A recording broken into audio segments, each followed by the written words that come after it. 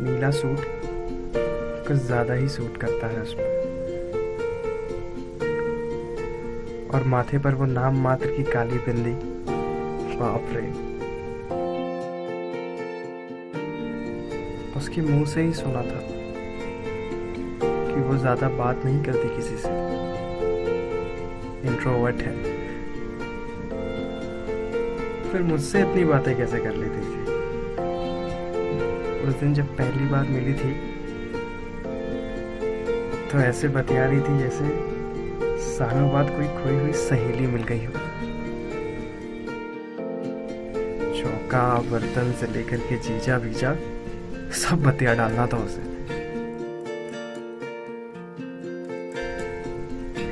शर्त हारे थे आज उससे, पेनाल्टी के तौर पर गोलगप्पे खिलाने बाहर लाए थे। लेकिन महीनों से जिस लड़की पे आपका क्रश रहा हो,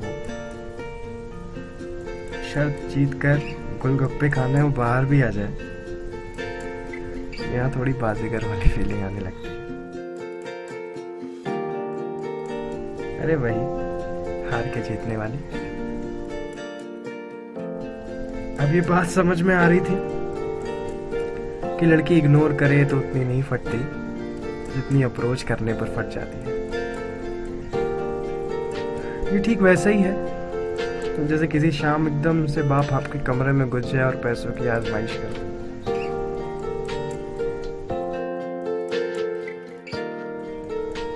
और लड़की जब हद से ज्यादा खूबसूरत हो ना, तो फटना और भी वाजिब है।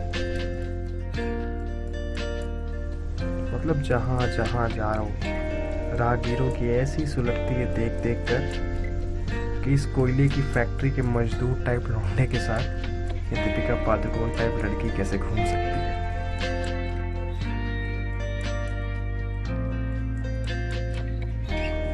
उनकी सुलगते देख एक परम सुख की प्राप्ति होती है।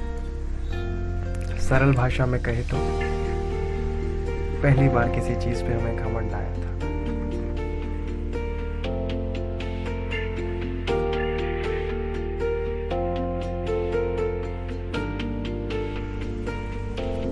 अभी रात का रंग नीला ही था।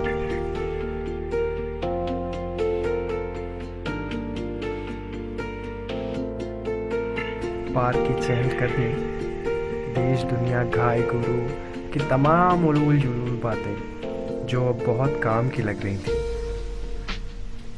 हर एक बात को जैसे अब मायने मिलने लगे थे, जैसे बरसों पुराना कोई गणित का सवाल आज जाकर हल हुआ हो। चित आज बिल्कुल भी व्याकुल नहीं था घर जाने को। बस मन कर रहा था कि कहीं से कोई रिमोट मिल जाए और थोड़ी देर के लिए ये सब कुछ इसी तरह पॉज हो जाए।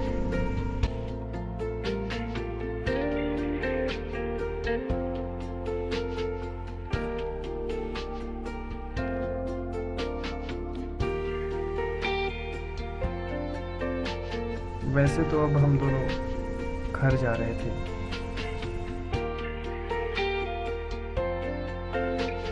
लेकिन दोनों के मन में एक ही व्यथा थी कि सुबह की मीटिंग किस तरह फिक्स की जाए। दोनों ही शायद एक दूसरे को ऑकवर्ड नहीं फील करवाना चाहते थे।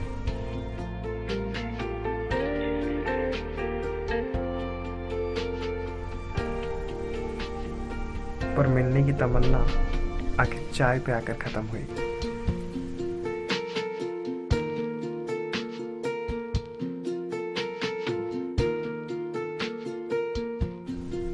सुनो, हाँ बोलो, कल सुबह चाय पीने चलोगी? कितने बजे? सुबह जब तुम फ्री हो। ठीक है, हम मैसेज कर देंगे।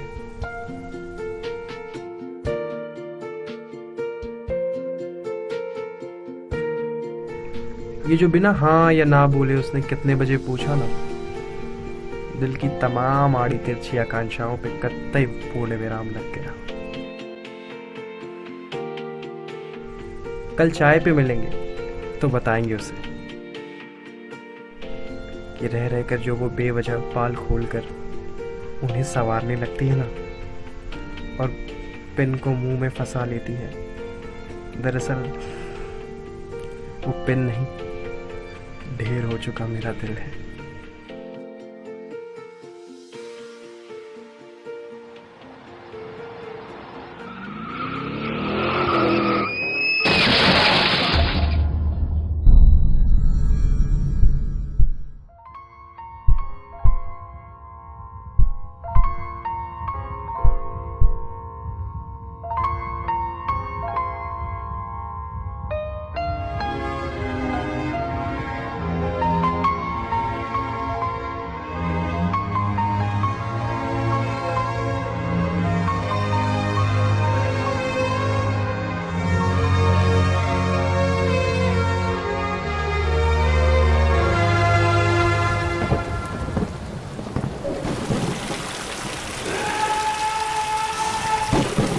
उस दिन मेरी बेबसी पे आसमान भी रोया।